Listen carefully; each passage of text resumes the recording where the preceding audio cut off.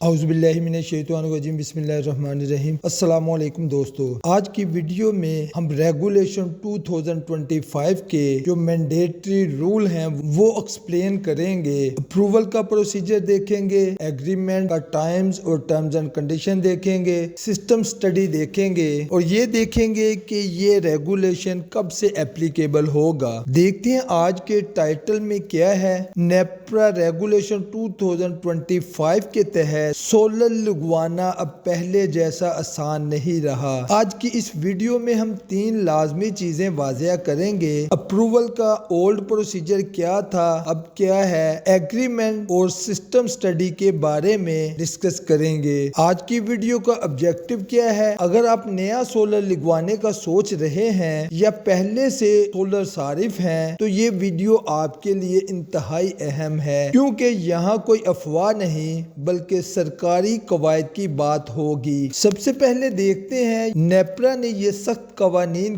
کیوں متعارف کروائے۔ اس کی 3 بڑی وجوہات ہیں۔ سب سے مین وجوہات گرڈ کی سٹیبلٹی، دوسرے نمبر پہ بغیر پلاننگ کے سولر کا پھیلاؤ اور بجلی کے نظام کا مالی توازن۔ اب آتے ہیں ایک اہم پوائنٹ پر کہ پہلے 25 کلو واٹ تک کے جتنے کنیکشن تھے ان کے لیے نیپرا کنکرنس کی ضرورت نہیں تھی، ویئرز 25 کلو واٹ سے اوپر والے جو کنیکشن تھے وہ کیس نیپرا کو کنکرنس کے لیے بھیجے جاتے تھے اور اس کے بعد اس کی منظوری دی جاتی تھی۔ لیکن اب 25 کلو واٹ تک کے بھی تمام کنیکشن نیپرا کنکرنس کے لیے بھیجے جائیں گے۔ دیکھتے ہیں اس کا امپیکٹ عام کسٹمر پر کیا پڑے گا۔ اس کنکرنس کا مطلب یہ ہے کہ سولر لگانے کا عمل اب زیادہ ڈاکومنٹڈ ہوگا، اپروول کا وقت بڑھ جائے گا، کیونکہ پہلے اپلیکیشن ڈسکو میں جمع ہوتی تھی 25 کلو واٹ تک کی اور یہیں سے اس کی اپروول دے دی جاتی تھی۔ اب کیونکہ کیس یہاں سے نیپرا کو فارورڈ کیا جائے گا، نیپرا کی کنکرنس کے بعد کیس دوبارہ ڈسکو کے پاس آئے گا اور ڈسکو اس کی اپروول دے گی، تو اس میں جو اضافی وقت لگے گا اور اس کا سامنا کسٹمر کو کرنا پڑے گا۔ اس کے علاوہ بغیر پلاننگ کے لگایا گیا سولر ریجیکٹ بھی ہو سکتا ہے اور اس کا فائنینشلی کیا امپیکٹ آئے گا۔ پہلے 25 کلو واٹ تک کے جتنے کنیکشن تھے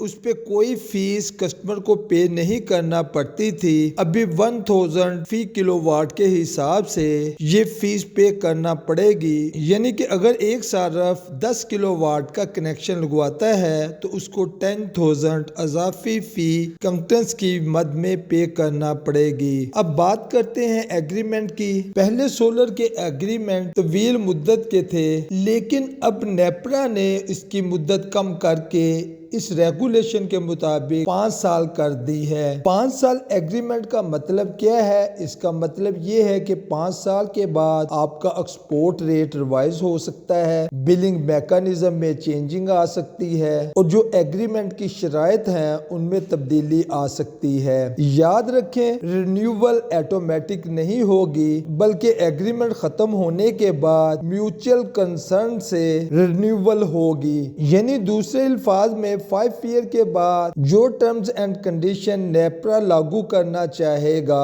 وہ نئے ایگریمنٹ میں لاگو کر سکے گا۔ اب تیسرا اور سب سے ٹیکنیکل پوائنٹ کہ مینڈیٹری سسٹم سٹڈی کن کسٹمر کو کروانا پڑے گی۔ وہ کسٹمر جن کا سولر سسٹم 250 کلو واٹ یا اس سے زیادہ ہے ان کو سسٹم سٹڈی کروانا پڑے گی۔ سسٹم سٹڈی کروانے کی ضرورت کیوں پیش آئی، یہ کیوں ضروری ہے؟ سسٹم سٹڈی کا مقصد گرڈ کو اوور لوڈ ہونے سے بچانا ہے۔ سسٹم سٹڈی کے ذریعے voltage issue, transformer capacity limit اور سسٹم لاسز کا جائزہ لیا جاتا ہے تاکہ دیکھا جائے آیا اس کی وجہ سے گرڈ اوور لوڈ تو نہیں ہوگا، ٹرانسفارمر ڈیمیج ہونے کا کوئی خطرہ تو نہیں ہوگا، یہاں پہ وولٹیج پرابلم تو نہیں آئے گی۔ ان تمام چیزوں کا جائزہ لینے کے لیے سسٹم سٹڈی ضروری ہے۔ اس کا کسٹمر پر کاسٹ اور ٹائم کا کیا امپیکٹ پڑے گا؟ یہ سٹڈی مفت نہیں ہوتی،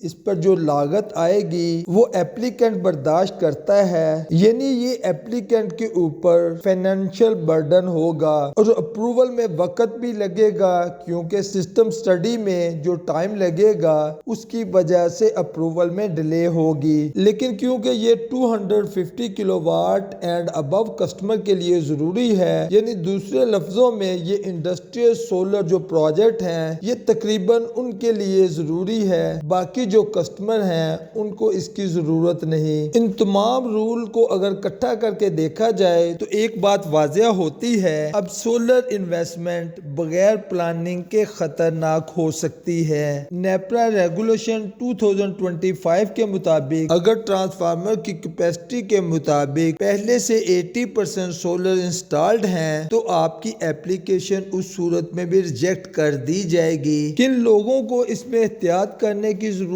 ہے؟ خاص طور پر جو نئے سولر ایپلیکینٹ ہیں ان کو اس میں احتیاط کی ضرورت ہے۔ کمرشل یوزر، انڈسٹریل کسٹمر کو ان قوانین کو بہت غور سے سمجھنا چاہیے اور اس کے بعد اپنا سولر لگوانے کا فیصلہ کرنا چاہیے۔ لاسٹ پہ میرا ایک چھوٹا سا مشورہ ہے، انسٹالر کی بات پر آنکھ بند کر کے یقین نہ کریں، نہ ہی کسی ڈسکو کے امپلائی کی بات پر آنکھ بند کر کے یقین کریں۔ تحریری اپروول دیکھیں، ایگریمنٹ کی شرائط خود پڑھیں اور ایکسپورٹ پر مکمل انحصار نہ کریں بلکہ ہائبرڈ انورٹر لگوائیں تاکہ ایکسپورٹ کرنے کی بجائے اپنی الیکٹریسٹی کو بیٹری کے ذریعے سٹور کر کے یوز کریں۔ ایک کویسچن تمام کسٹمر کے ذہن میں آتا ہے، یہ ریگولیشن 2025 کب سے اپلیکیبل ہوں گے؟ اس سلسلے میں گزارش ہے، نیپرا نے 30 ڈیز ہیئرنگ نوٹس ایشو کیا ہے۔ 30 ڈیز ہیئرنگ نوٹس کی ڈیٹ گزرنے کے بعد اس ریگولیشن کی اپروول نیپرا دے گا اور اس کے بعد یہ ریگولیشن اپلیکیبل ہوگا۔ اب دوسرا کویسچن یہ آتا ہے، کیا یہ نئے کسٹمر پر اپلیکیبل ہے یا پرانے کسٹمر پر بھی اپلیکیبل ہے؟ یہ نئے کسٹمر پر اپلیکیبل ہے اور جن کا ایگریمنٹ رینیو ہوگا وہ اس ریگولیشن کے مطابق رینیو ہوگا۔ وہ کسٹمر جن کا ابھی ایگریمنٹ ایکسپائر نہیں ہوا وہ انٹیکٹ رہے گا اور وہ پروٹیکٹڈ رہے گا ٹل دی ایکسپائری آف ایگریمنٹ۔ اگر ویڈیو پسند آئی ہو ویڈیو کو لائک کریں، چینل کو سبسکرائب کریں تاکہ آپ کے پاس ایسی معلوماتی ویڈیو پہنچ سکیں۔ نئی ویڈیو تک کے لیے اجازت دیجیے۔ السلام علیکم ورحمۃ اللہ۔